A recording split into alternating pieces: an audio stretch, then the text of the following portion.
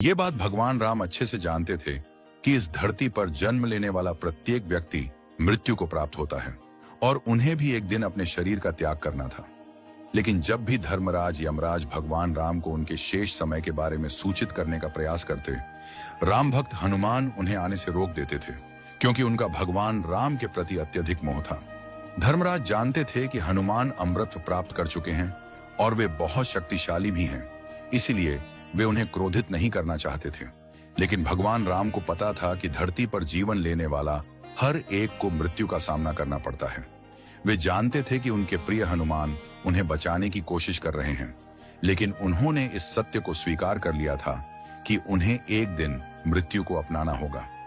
भगवान राम हनुमान के होते हुए भी मृत्यु प्राप्त नहीं कर सकते थे। एक दिन हनुमान जी महल से बाहर बगीचे में घूमने गए थे। इसी दौरान राम जी ने अपनी अंगुली से एक अंगूठी निकाली और उसके साथ खेलते खेलते उन्होंने अंगूठी को जमीन पर पड़ी एक दरार में गिरा दिया। जब हनुमान टहलने के बाद महल में लौटे, तब भगवान राम ने उनसे कहा, हे बलि, मेरी एक अंगूठी खो गई है, क्या तुम उसे ढूंढने में मेरी सहायता करोगे? हनुमान जी ने सहमति में सिर हिलाया और अपने शरीर को छोटा करने लगे। अगले ही पल उन्होंने अपने शरीर को इतना छोटा कर लिया कि वे जमीन में बनी दरार में प्रवेश कर सकें। हनुमान उस दरार में घुस तो गए, पर जैसे ही अंगूठी को पकड़ने के लिए हाथ बढ़ाया, वह अंगूठी और नीचे की ओर खिसकती चली गई।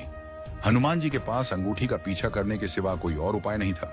पीछा करते करते बहुत समय बीत गया और कुछ समय बाद वे पाताल लोक में पहुंच गए।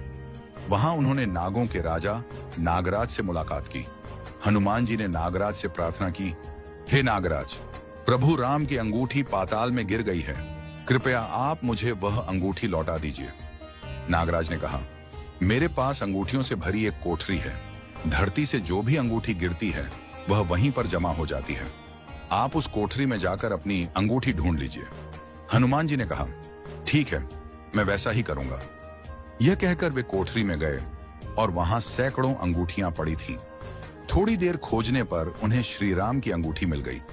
वे उसे लेकर लौटने लगे, परंतु पाताल में समय की गति बहुत धीमी होती है। वहां का एक पल पृथ्वी लोक में कई वर्षों के बराबर होता है। जब हनुमान अयोध्या पहुंचे तो काफी समय बीत चुका था। इस दौरान भगवान राम अपने नश्वर शरीर को छोड़ चुके थे। हनुमान जी अपने प्रभु राम से अंतिम बार मिल नहीं पाए, यह सोचकर वे व्याकुल हो गए। उन्हें गहरा दुख हुआ।